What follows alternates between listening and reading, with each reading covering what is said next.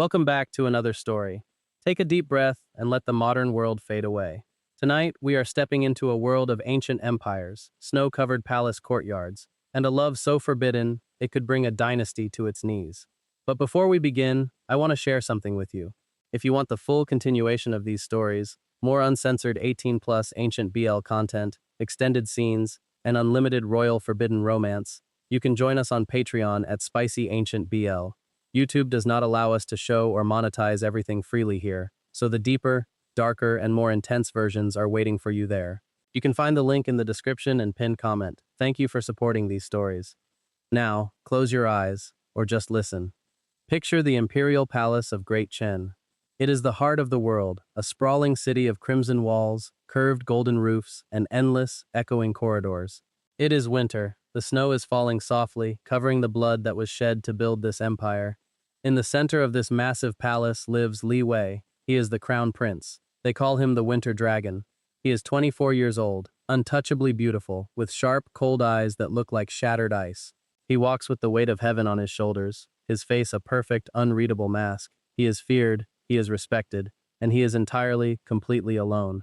But there is one person who is always by his side, always 2 steps behind him, wrapped in the dark, unadorned robes of a shadow guard. His name is Jin.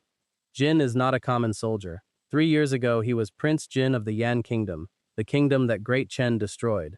When Yan fell, the royal family was meant to be executed, but Li Wei, the crown prince who had led the conquering army, did something unthinkable. He spared Jin's life on one condition. Jin had to surrender his title, his pride, and his freedom to become Li Wei's personal shadow guard, a captive dog for the conqueror. For 3 years, Jin has lived in the shadows of the man who destroyed his home. He is bound by an oath. If he betrays Li Wei, the last remaining survivors of his people will be slaughtered. So Jin hates him. At least, that is what he tells himself. Imagine the tension between them. It is suffocating. It is a slow, agonizing burn that neither of them knows how to extinguish. Every single morning, in the quiet, incense-heavy air of the crown prince's bedchamber, they have a routine. It is just the 2 of them. The maids and eunuchs are forbidden from entering. Jin's duty is to dress the crown prince. Imagine the scene. The room is dimly lit by flickering candles. The air smells of rich sandalwood and cold winter morning. Li Wei stands perfectly still, his broad shoulders relaxed but his posture commanding, wearing nothing but his thin, white silk inner robes. Jin steps forward, holding the heavy, gold-embroidered outer garments of the crown prince. Jin is taller than most, lean and heavily muscled from years of sword training. His dark hair is tied back severely, but a few strands fall across his sharp, handsome face. A face that bears a tiny, faded scar across the cheekbone from the war. Jin wraps the heavy silk around Li Wei's shoulders. He steps closer. He has to. To tie the intricate sash at Li Wei's waist, Jin must reach around him. For a terrifying, breathless second, they are chest to chest. Jin's knuckles accidentally brush against the firm stomach beneath Li Wei's silk robes. Li Wei's breath catches. Just slightly, a tiny hitch in his chest that no one else in the world would notice. But Jin is a warrior. He hears it. He feels it. Jin looks up, his dark, defiant eyes meeting Li Wei's cold, icy gaze. They are inches apart. Jin can feel the heat radiating off Li Wei's skin. He can smell the subtle scent of pine and expensive ink on the crown prince. "Your Highness," Jin murmurs, his voice a low, rough whisper that vibrates in the quiet room. "Your sash is tied." Li Wei doesn't move away. He just stares down into Jin's eyes. There is something so dark, so heavy in the crown prince's gaze. It isn't the look of a master to a servant. It is the look of a starving man looking at a feast he is not allowed to touch. "You tied it too tight, Jin," Li Wei says, his voice a smooth, dangerous velvet. "Shall I loosen it, Your Highness?" Jin challenges, not backing down, his fingers still resting on the silk at Li Wei's waist. Li Wei's hand suddenly comes up. He doesn't strike him. Instead, Li Wei's long, elegant fingers brush over the back of Jin's rough, calloused hand. The touch is electric. It burns through the cold air of the room. "Leave it," Li Wei whispers, stepping back, breaking the spell. "We have court to attend." This is their life, a constant, silent war of hidden touches, lingering glances, and unspoken words. Jin is Li Wei's prisoner, but sometimes Jin feels like Li Wei is the one trapped in a cage, and Jin is the only one who holds the key. Later that day, the imperial court is in session. The great hall is filled with ministers in lavish purple and red robes. The emperor sits on the dragon throne, an aging, ruthless man who demands perfection from his son. Li Wei stands at the front, his posture rigid, his face a mask of absolute authority. Jin stands perfectly still by the massive wooden pillars, his hand resting on the hilt of his sword, his eyes scanning the room for threats. But mostly, his eyes are on Li Wei. The Minister of Rights steps forward, bowing deeply. Your Majesty, His Royal Highness the Crown Prince is 24. It is past time for him to take a crown princess. The daughter of General Zhao is of age, beautiful, and comes from a noble bloodline. We urge the Emperor to issue a marriage edict. From the shadows, Jin's grip on his sword tightens. The leather of his gloves creaks. He shouldn't care. He is a fallen prince, a captive guard. Why does his chest suddenly feel like it has been pierced by a hot iron? Why does the thought of a woman touching Li Wei, tying his sash, sleeping in his bed, make Jin's blood boil with a violent, possessive rage? Li Wei doesn't look at the minister. Slowly, almost imperceptibly, Li Wei's eyes slide to the side, looking toward the pillar where Jin is standing. Their eyes lock across the crowded, noisy hall. Li Wei sees the tension in Jin's jaw. He sees the white-knuckled grip on the sword, and for the very first time, a tiny, almost invisible smirk touches the corner of the crown prince's lips. He enjoys it. He enjoys knowing that his shadow is jealous. Li Wei turns back to the emperor. Imperial father, Li Wei's voice rings out, cold and commanding. The border states are still restless. The empire needs stability, not a wedding banquet. I will not take a wife until the northern rebellion is entirely crushed. The emperor frowns but nods. Very well, but you cannot delay forever, Li Wei. When court is dismissed, the ministers filter out, whispering among themselves. One of the younger nobles, the son of Minister Wang, intentionally bumps his shoulder hard into Jin as he walks past the pillar. Watch your place, Yandog, the noble spits quietly. You might wear the uniform of a royal guard, but you're just a defeated slave. Jin's eyes flash dangerously. He could snap the boy's neck in half a second, but he remembers his oath. He lowers his head, swallowing his pride, his jaw ticking. Before the noble can take another step, a cold voice echoes through the empty hall. Lord Wang. The noble freezes.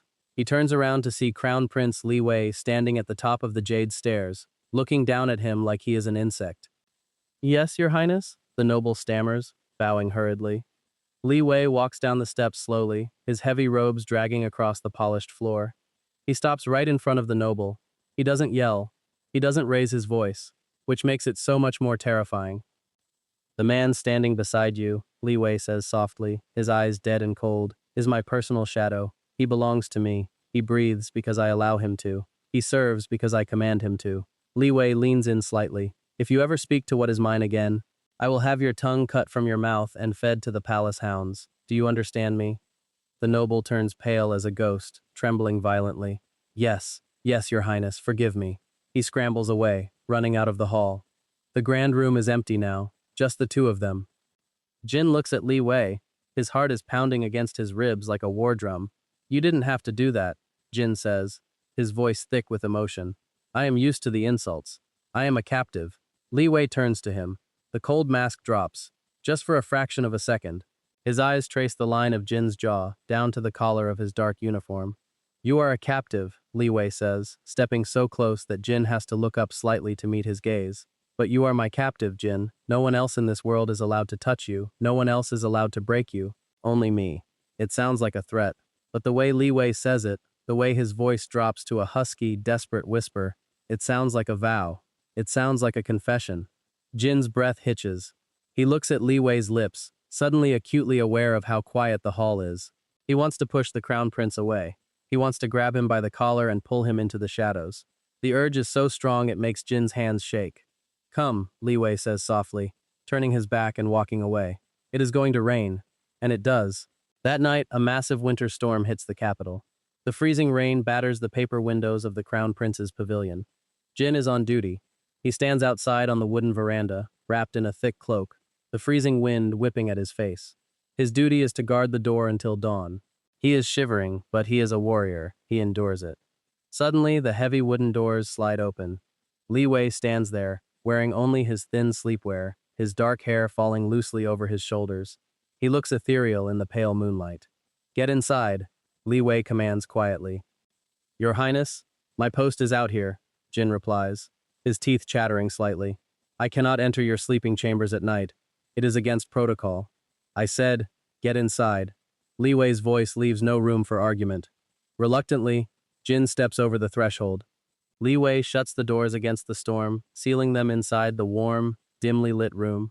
There is a fire burning in the brass brazier. Take off your wet cloak, Li Wei says, turning his back to pour a cup of hot tea.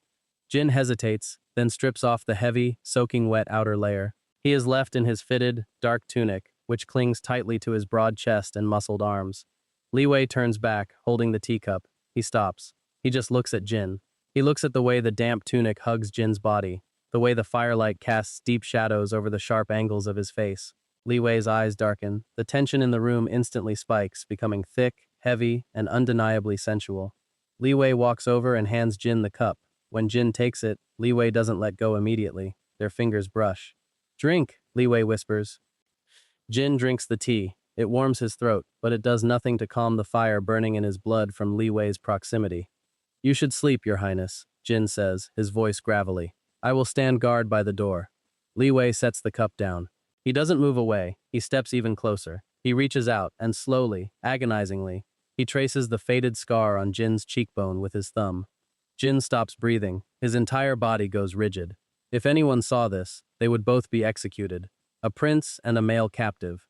A master and his guard. It is the ultimate forbidden sin. "Do you really hate me so much, Jin?" Li Wei whispers, his thumb still resting gently on Jin's cheek. The arrogance of the crown prince is gone. Right now, he just sounds like a lonely, desperate man. "Do you dream of killing me while I sleep?" Jin looks into those shattered ice eyes. He remembers his fallen kingdom. He remembers his duty. But then, he remembers Li Wei defending him. He remembers the way Li Wei looks at him when no one else is watching.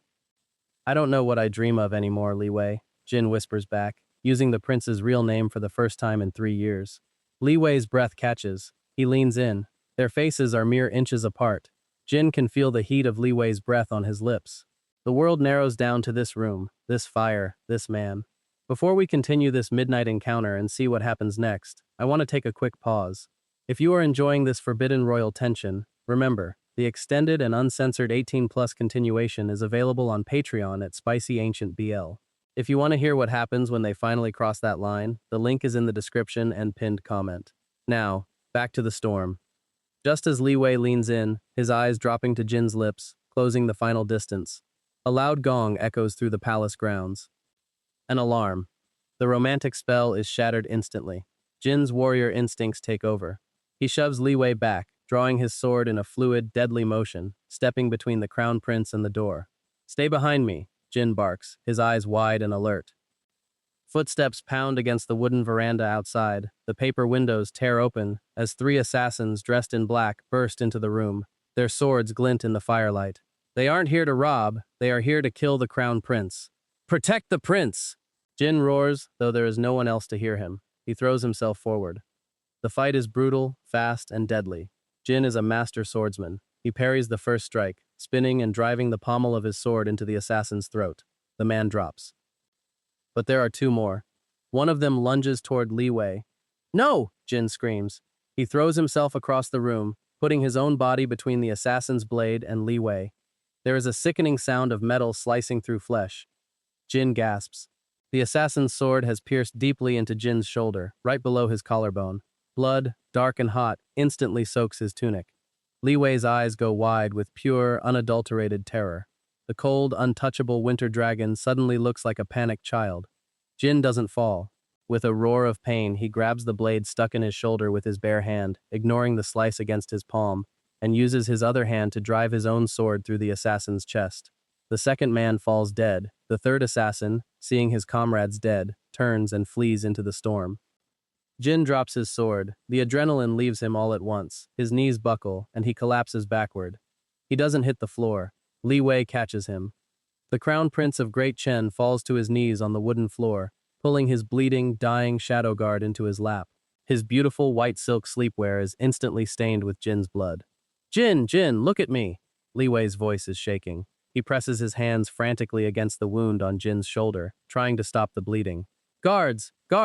Get the royal physician!" Li Wei screams, his voice tearing with a desperate, feral panic that no one has ever heard from him before. Jin's vision is blurring. He looks up at Li Wei's face. The prince is crying. Real tears are falling from those icy eyes. mixing with the blood on Jin's face. Why?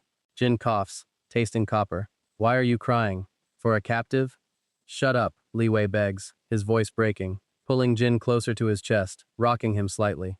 You are not allowed to die. I command you to live. Do you hear me, Jin? You are mine. You cannot leave me. Jin tries to smile, but the darkness pulls him under. When Jin finally opens his eyes again, he expects to be in the cold, damp barracks of the guards. Instead, he feels soft silk under his fingertips. He smells strong herbal medicine and sandalwood. He blurs his eyes into focus. He is lying in a massive, incredibly soft bed. The curtains are made of gold and crimson silk. It takes him a moment to realize he is in the crown prince's own bed. He tries to sit up, but a sharp, blinding pain shoots through his shoulder. He groans, falling back against the pillows. Don't move. The voice comes from beside the bed. Jin turns his head. Li Wei is sitting in a chair next to the mattress. He looks exhausted. There are dark circles under his eyes. His hair is slightly unkempt, and he is wearing plain clothes. He looks as though he hasn't slept in days. How long? Jin whispers, his voice dry and raspy. 3 days, Li Wei says quietly. He pours a cup of water and brings it to Jin's lips, supporting the back of Jin's head with a gentle hand so he can drink. You had a high fever. The sword was coated in a slow-acting poison. Jin drinks greedily, then falls back. He looks around the opulent room. Your Highness, I shouldn't be here. It is a crime for a guard to sleep in the royal bed. The ministers. I don't care about the ministers, Li Wei snaps, his voice suddenly harsh, trembling with repressed emotion. He sets the cup down so hard it cracks. Do you have any idea what you did to me? Do you know what it felt like to watch that blade go into your chest? Jin looks at him, stunned by the raw vulnerability in the prince's voice. Li Wei stands up, pacing the room, running a hand through his hair. They told me to move you to the servants' quarters. I told them I would execute anyone who tried to touch you. They told me you were just a guard. I told them. Li Wei stops. He turns to look at Jin, his eyes burning with an intense, agonizing fire. I told them you were the only thing in this miserable palace that I actually care about. The silence in the room is deafening. The confession hangs in the air, heavy and undeniable. Jin stares at him, his heart pounding despite his weakness. Li Wei. Li Wei walks back to the bed. He sits on the edge of the mattress, slowly, carefully, avoiding the bandages on Jin's shoulder. Li Wei reaches out and takes Jin's uninjured hand. He holds it tightly in both of his own. I was sent to conquer your kingdom, Li Wei whispers, looking down at their joined hands. I was taught to be ruthless, to be the perfect heir. I never asked for anything for myself. But when I saw you on that battlefield, defiant, bleeding, refusing to bow, I knew I couldn't let you die. I brought you here to protect you, Jin, even if it meant making you hate me. Jin feels a tear slide down his own cheek. The anger, the resentment, the pride of a fallen prince. It all melts away, leaving nothing but the aching, undeniable truth. He has been in love with his captor for years. Jin weakly squeezes Li Wei's hand. He pulls slightly, urging the crown prince to lean down. Li Wei resists for a second, afraid of hurting him, but then he yields. He leans over, resting his forehead against Jin's uninjured shoulder. He lets out a long, shuddering breath, the weight of the world temporarily lifting from his shoulders. Jin turns his head, burying his face in Li Wei's dark hair, breathing in the scent of sandalwood and rain. I don't hate you, Jin whispers into the quiet room. I could never hate you. Li Wei lifts his head. His eyes are dark, searching Jin's face for any sign of a lie. Finding none, his gaze drops to Jin's lips. This time there is no alarm. There is no storm. There are no ministers to interrupt them. Li Wei leans in, and their lips finally, softly, brush together. It is a tentative touch at first, a question, a plea for forgiveness. But the moment their lips meet, 3 years of repressed desire, jealousy, and forbidden longing explode to the surface. Jin lets out a low groan, shifting his weight despite the pain, and kisses back. He kisses Li Wei with a desperate, starving intensity. Li Wei's hands come up to cup Jin's face, his thumbs stroking the sharp cheekbones, kissing him back just as fiercely. The kiss tastes like bitter medicine, salty tears, and absolute surrender. They are breaking every rule of the empire, a prince and a captive, a master and his guard. But in the safety of this heavily guarded bedchamber, they are just 2 men who have finally found a home in each other's arms. For the next few weeks, Jin remains in the Crown Prince's pavilion. Publicly, Li Wei claims he is personally overseeing the interrogation regarding the assassination attempt, keeping his key witness close. But privately, it is a secret paradise. Imagine the stolen moments. Late at night, when the palace is asleep, Li Wei sits at his desk, brushing ink onto official scrolls. Jin sits on the floor beside him, leaning his back against Li Wei's leg, reading a book of poetry. Every so often, Li Wei's hand leaves his brush to softly stroke Jin's dark hair, his fingers tangling in the long strands. Or the mornings, when Jin is finally strong enough to stand, they resume their old routine of Jin dressing the prince. But this time, when Jin reaches around to tie the sash, he doesn't pull away. He pulls the sash tight, then rests his chin on Li Wei's shoulder, kissing the sensitive skin right below Li Wei's ear. Li Wei tilts his head back, closing his eyes with a soft sigh, letting his hands rest on Jin's waist. It is beautiful, it is perfect, and it is completely doomed. Because the palace is a place of secrets, but it is not a place of blindness. Whispers begin to spread. The maids talk about how the crown prince will not let anyone enter his bedchamber. The guards talk about how the former prince of Yan walks with his head held high, looking at the crown prince not with fear, but with dangerous familiarity. One evening, the storm finally breaks over them. The emperor summons Li Wei to the Supreme Harmony Hall. When Li Wei enters, the emperor is standing by the window, looking out over the palace grounds. The room is empty except for the emperor's personal guard. "Kneel," the emperor says. His voice is dangerously calm. Li Wei obeys, dropping to his knees on the cold marble floor. "Rumors are a disease, my son," the emperor says, turning around. His eyes are cold, calculating, entirely devoid of fatherly warmth. They fester, they spread, and eventually they kill the host. I am hearing rumors that my perfect heir, the winter dragon, is sharing his bed with a male captive from a conquered enemy state. Li Wei's heart stops, but his face remains perfectly impassive. He bows his head. "Imperial father, rumors are the idle talk of bored servants. Jin is my shadow guard. He saved my life from assassins." "He is a dog," the emperor suddenly roars, his voice echoing off the high ceilings. "He is Yan trash. You spared his life out of some misplaced mercy, and now he is staining your reputation. The court is calling you weak. They say the Yan prince has bewitched you to exact his revenge." Li Wei keeps his head bowed, digging his fingernails into the palms of his hands so hard they bleed. "He is fiercely loyal, father.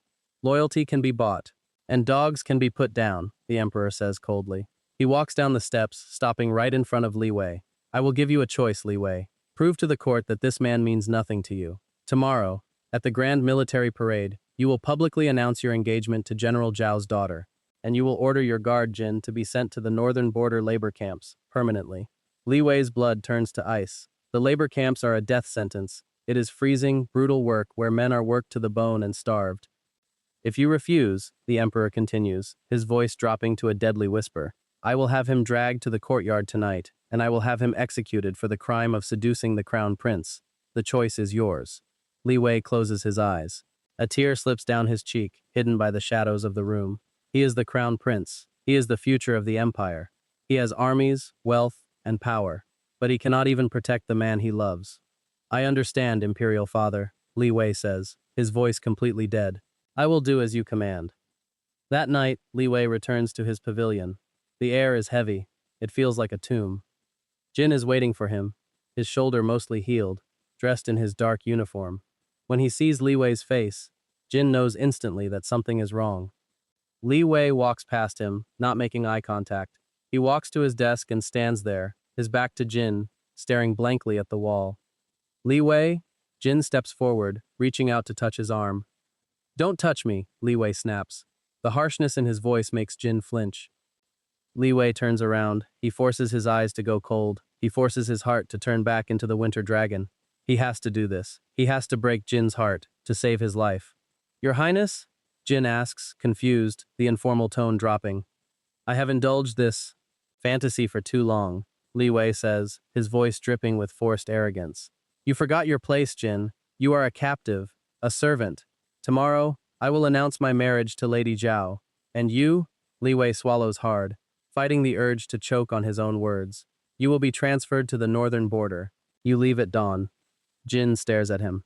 For a moment, the world simply stops spinning. He looks at Li Wei's cold eyes, trying to find the man who held him, who cried for him, who kissed him with such desperate love just days ago. "You are sending me away?" Jin whispers, his voice breaking. "To the north?" "You are a soldier," Li Wei says coldly. "You will serve where the empire needs you. Pack your things, get out of my sight. Jin stands there for a long time. The betrayal is a physical pain, sharper than any sword he has ever taken. He thought he had found love. He thought he had found an equal. But in the end, he was just a toy the prince got bored of playing with. I understand, your highness, Jin says. His voice goes perfectly flat. He bows deeply, a mocking, tragic bow of absolute submission. May you have a long and prosperous marriage. Jin turns and walks out the door. As soon as the door slides shut, Li Wei collapses. His knees hit the wooden floor. He covers his mouth with both hands, letting out a silent, agonizing sob that tears his chest apart. He cries until he cannot breathe. He has saved Jin's life, but he has killed his own soul.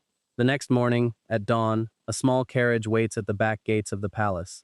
Jin stands beside it, wearing a heavy winter cloak. It is snowing again. The sky is gray and bleak, matching the absolute emptiness in his chest. He looks back at the towering red walls of the palace one last time. He doesn't expect anyone to see him off. But suddenly, he hears the crunch of boots on the snow. He turns. Standing a few feet away, wrapped in a pure white fur cloak, is Li Wei. The crown prince doesn't look like an arrogant master today. He looks pale, hollow, and devastated. There are no guards around them. This is the secluded back gate. Jin's jaw tightens. He bows his head slightly. Your Highness, have you come to make sure the trash is thrown out properly? Li Wei steps closer. He doesn't speak. He reaches into his heavy cloak and pulls out a small, intricately carved wooden box. He holds it out to Jin. Jin hesitates, then takes it. He opens the lid.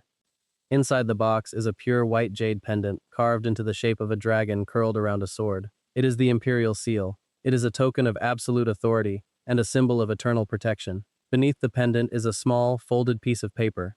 Jin unfolds the paper. There are only 2 sentences written on it, in Li Wei's elegant, flowing handwriting. I send you to the north not as a prisoner, but as the secret commander of my personal army. Wait for me. When I take the throne, I will come for you. Jin's breath catches in his throat. He looks up. Li Wei's eyes are full of unshed tears. He takes one step closer, closing the distance between them. He doesn't care if anyone is watching from the towers. He reaches out, grabbing the lapels of Jin's cloak, and pulls him down into a fierce, desperately passionate kiss. It is not a kiss of goodbye. It is a vow. It is a promise signed in blood and snow. Jin drops the box, wrapping his strong arms tightly around Li Wei's waist, lifting him slightly off the ground, kissing him back with all the broken, repaired love in his soul. They stand there in the falling snow, 2 men divided by an empire, bound by a love that refuses to die. When they finally break apart, they are both breathless. Survive, Li Wei whispers against Jin's lips, resting his forehead against Jin's. Survive the north. Build my army, and when the old man dies, I will make you my general. I will give you back your honor, and I will never, ever let you go again. Jin looks into the eyes of the man he thought he hated, the man he now loves more than his own life. He smiles, a fierce, warrior's smile. I will be waiting, my prince, Jin whispers. Do not keep me waiting too long. Jin steps back. He picks up the jade pendant, holding it over his heart. He climbs into the carriage. Li Wei stands in the snow, watching as the carriage rolls away, disappearing into the white winter mist. He is alone again, the winter dragon, but this time, his heart is not entirely cold, because he knows, out there in the north, his shadow is waiting for him. And one day, the shadow and the light will rule the empire together. The end. But is it really the end? What happens when Li Wei finally becomes emperor? How does Jin return to the capital, leading an army to claim his place by Li Wei's side? And what happens when they are finally reunited, behind the closed doors of the emperor's private chambers, with no more rules to hold them back? If you want the next part, the uncensored continuation, and more unlimited 18+ ancient royal BL stories, come join Spicy Ancient BL on Patreon. The link is waiting for you in the description and pinned comment. Until next time, my friends, keep dreaming of the shadows.